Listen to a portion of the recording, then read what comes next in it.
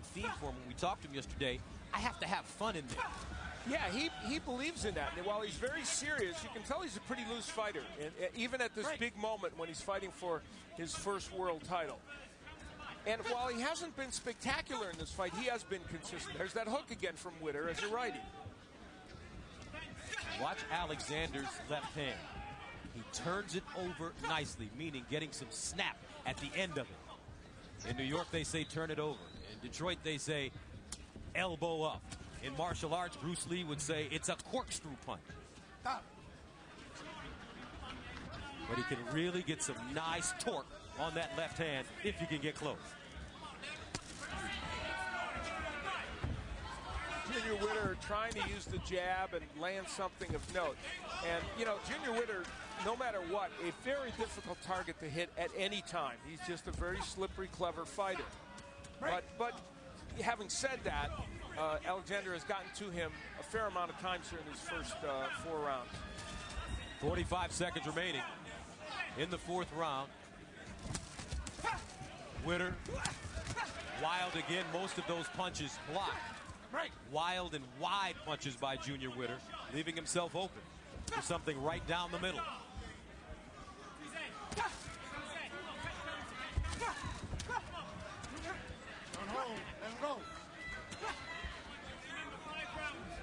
Lou Moret telling Witter, no holding, let him go.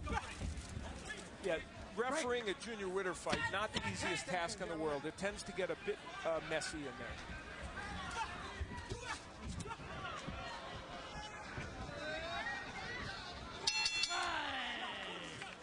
And that is the end of the round. Time now to join the 3rd member of our team, Jim Gray.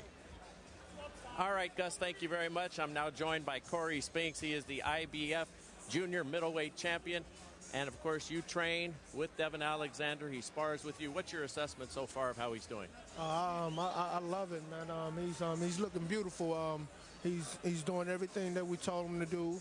I mimicked this guy to a T. You know, all the wild punches, he's getting out of the way of them, and he's staying in control of this fight. You're screaming an awful lot of instructions. What is it that you would like to see Devin do? Well, right now he's boxing beautifully, you know, but he can flick the jab a little bit more, you know, keep him offset a little bit, throw a couple of more fakes up in there, and keep setting the guy up. Hard to watch a friend so close that you are in this circumstance? Yes, it's hard, very hard, man, because I'm pulling for this kid so bad. So, you know, we'll see what happens at the end of the fight. All right, Corey, thanks for your time. Thank you. Gus, back to you. Thank you, Jim. Round 5. Scheduled for 12 for the WBC Super Lightweight title. Devin Alexander in red, Junior Witter in black. And, of course, Corey Spinks won back his junior middleweight title on our ShoBox in a very stirring match against Deandra Lattimore. Let's take a look at the press row scoring through 4. Greg Beecham from the Associated Press and Steve Kim from MaxBoxing.com both have it the way I do, 39-37. And Leighton Jin from the Desert Sun has it a draw. And so clearly a couple of these rounds tricky because there's a lot of messy action, as I said. Witter now trying to really pop his jab from multiple angles. He's gone back to southpaw. He's switched since the very beginning. Now he goes back to orthodox. You know, the irony is the last fight he had against Victor Castro, coming back from the loss of Bradley, he fought the entire fight as a righty and was very effective and scored a knockout. And that's where his power is. Knocked Castro out in the 3rd round, dropped him twice in the fight. Don't win! That left hand landing on the right shoulder of Witter. He caught him, and Witter's going to hold on. Stop. Let him go. Witter is hurt with 1:20 to go. And that was the left, but lots of power in that punch, too, for Alexander. He turned that left hand over, and now Witter is trying to buy time. Stop holding. Alexander moves in. Stop. Here's where Alexander could use the jab to set these punches up and wouldn't be caught in those clinches so much. No, let him go. He's not attacking as smartly as he would like right now.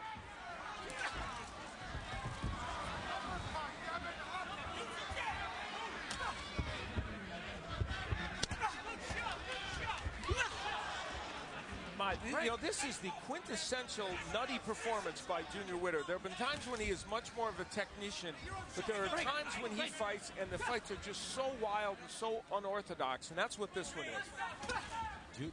And for Devin Alexander, as a young fighter, great experience for him, even though this is a title fight. Yeah. It's hard to look good against a guy like Junior Witter because of his style. And it is, and you know what? Your statement's not inappropriate. Yeah, it's a title fight, but this young man is still a young man in terms of boxing years.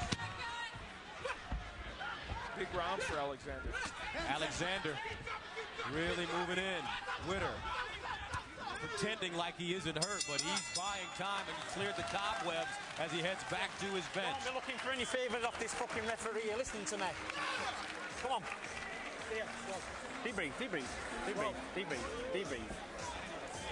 Deep breathe. Come on. Devin Alexander, while he's been landing the right hook, for the most part, landed an excellent straight left hand. And that punch was very straight and very effective, and you can see Junior Witter trying desperately not to go down. Witter throwing a wild punch, a crazy wild left hand, left his head up in the air, and that's when Devin Alexander landed the good left. This will give you a perfect view of how wild that left hand is. Look at how wide that punch is that Witter threw. He was just wide open for that left hand, and Alexander delivered it. Junior Witter, 37-2-2 with 22 KOs during his career, a 12-year pro. 40 world championship rounds he's fought. But it's the 22-year-old Alexander that looks like the veteran, and he's the man that looks like he's more poised in the ring tonight. Well, he's a better technician than Junior Witter in terms of fundamentals, and that is helping him tonight to a great degree. He had a, great long amateur career, barely missed out making the Olympics when he lost on the closest of decisions. He fought Rock Allen in the Olympic trials, and it was 15-15 at the end, and they went to the computer to decide who won. So that was back in 2004.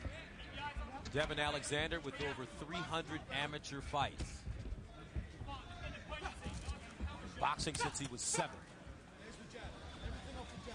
And it's pretty hard for me to say nice things about a guy that walks into the weigh-in with a Cardinal hat and jersey on, me being a long-suffering Cubs fan, but I got to give Devin his props.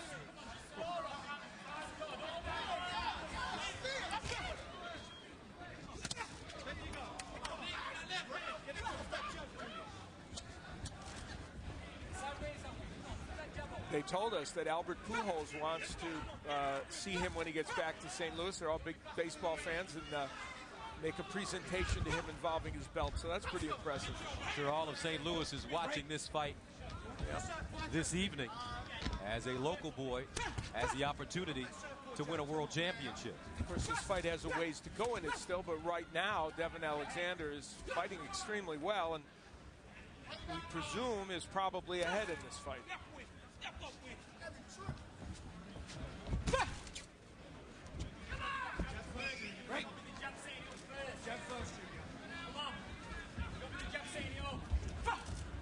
Witter backing up, switching once again. And this is what we saw when he fought Timothy Bradley. First 5 rounds were tough, but in the 6th round, things really started to heat up. And that's when Bradley dropped him and took complete control of the fight from there. Don't wrestle, break. This is an effort by Junior Witter that, he was in a desperation mode to try and win this fight. And unfortunately, we're not seeing the best of what he does. In a way, we're seeing the parts that he doesn't like to show that much. The wildness, the lack of offense that sometimes accompanies his style, and it's just not working out the way he wants it to right now, because even though he's moving around this small ring, he's not boxing effectively. Blood coming out of the mouth of Witter. That was a good right by Witter. Another right hook by Alexander lands, backs him up, and he pops him with another left hand as the round ends. Now, earlier tonight, our Jim Gray caught up with the veteran Nate Campbell. Nate, your shirt is for Arturo Gatti and Vernon Forrest on your hat. Are you dedicating tonight's fight to the both of them in their memory? Yes, I am. Two good friends of mine, two guys that I really loved and admired, so I'm giving it up for them. You have said that you want to punish Timothy Bradley, and you've made it a point of saying that he's not your favorite guy and there's a dislike here. What is it about him that's the problem? I don't have a dislike for him. He started with the very bad Campbell soup jokes, so I guess I'll make him pay for that.